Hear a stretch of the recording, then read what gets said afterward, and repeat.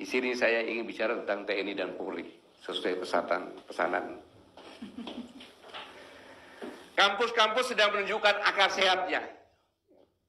Saya ingatkan TNI dan Polri, semua prajurit TNI dan Bayangkara, kampus-kampus sedang menunjukkan akal sehatnya. Mengatakan tujuan pendidikan yaitu menjadi insan yang tercerahkan dan mampu berpikiran kritis. Menunjukkan integritas dalam bersikap membela keadilan. Kampus-kampus ini yang tidak disumpah. Saya ingatkan, tidaklah mungkin sekelas guru besar terburu-buru menyatakan sikap tanpa riset, observasi, dan analisa yang jelas.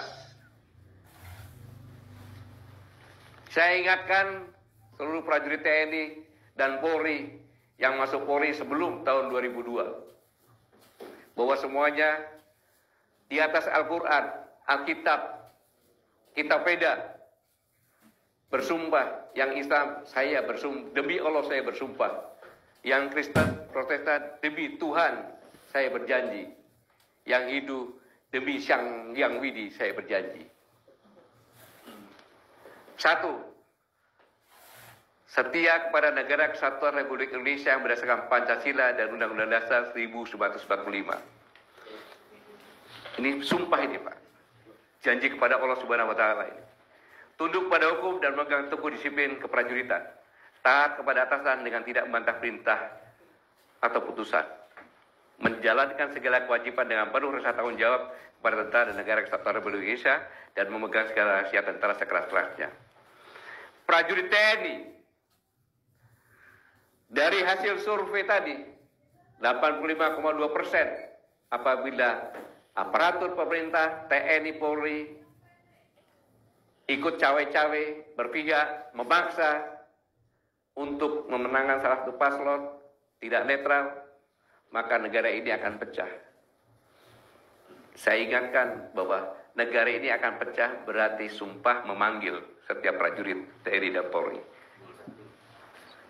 Memanggil Allah Subhanahu wa Ta'ala, Tuhan Yang Maha Esa, Sang Hyang Widi meminta pertanggungjawaban bahwa kalian pernah janji kepada aku, bersumpah kepada aku untuk menjaga Indonesia jangan sampai pecah. Yang pertama. Kemudian tunduk kepada hukum dan memegang teguh keprajuritan. Hukum mengatakan sebagai aparatur negara, baik itu polisi, TNI, tidak boleh ikut cewek-cewek, tapi hanya mengawal agar pelaksanaan pesta demokrasi ini berjalan dengan jujur dan adil, luber.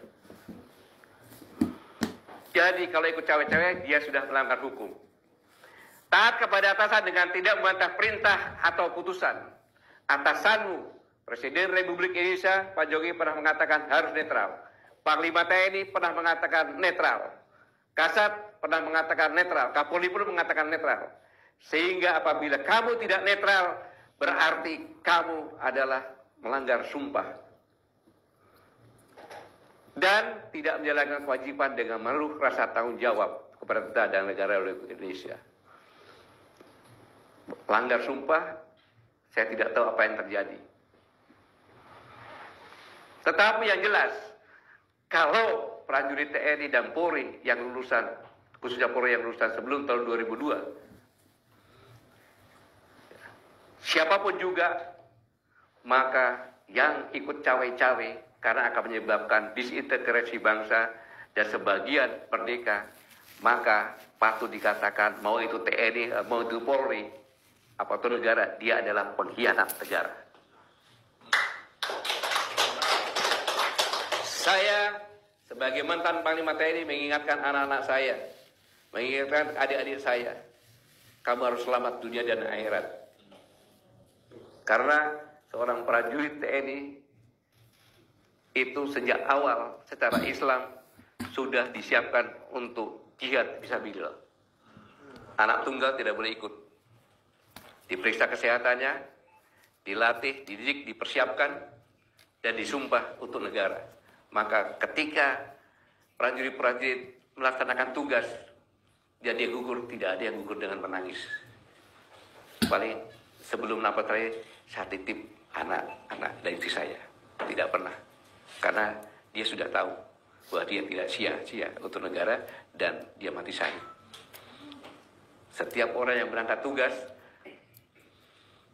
Mereka sadar ketika ibu menangis melahirkan kamu, semua orang sekelilingmu tertawa.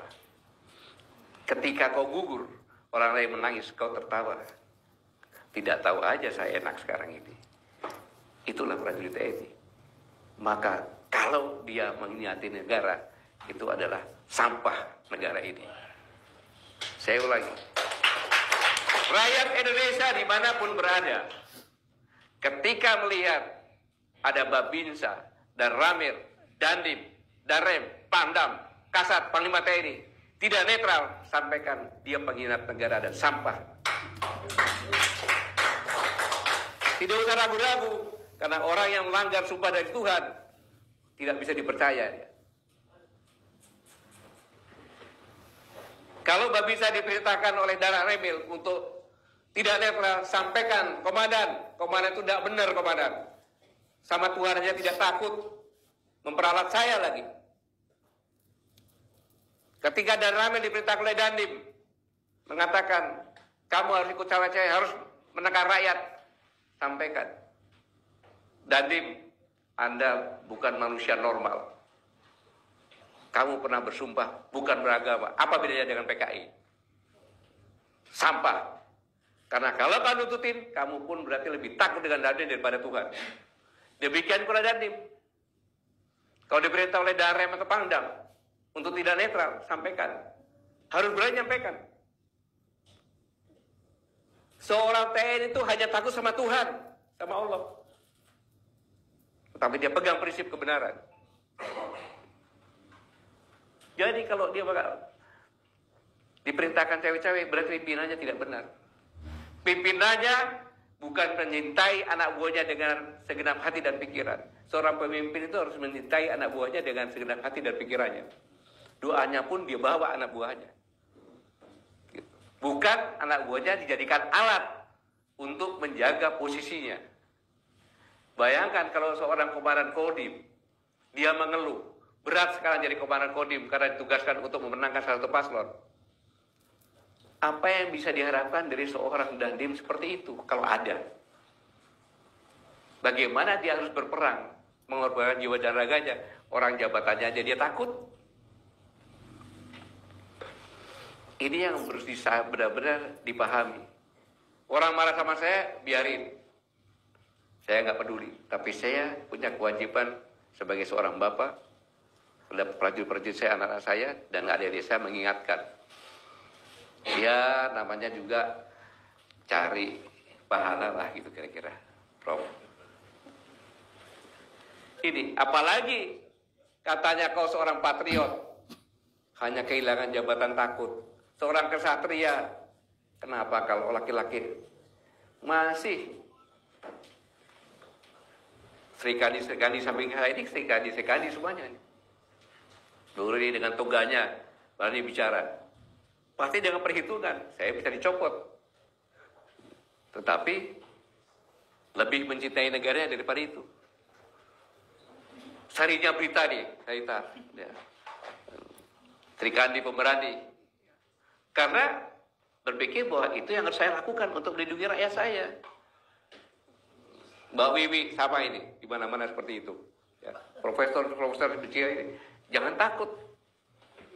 Kalau tidak, kasihan anak cucu kita. Dia tinggal di sini bukan jadi tuan, jadi pembantu.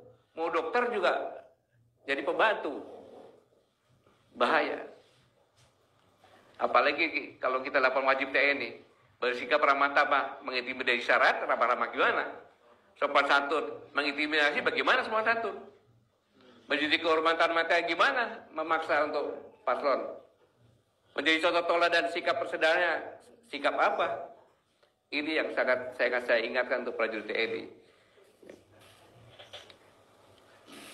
Saudara-saudara sekalian, para cendekiawan yang selama ini senantiasa menimbang dan memperhitungkan momentum yang tepat untuk menyatakan sikap.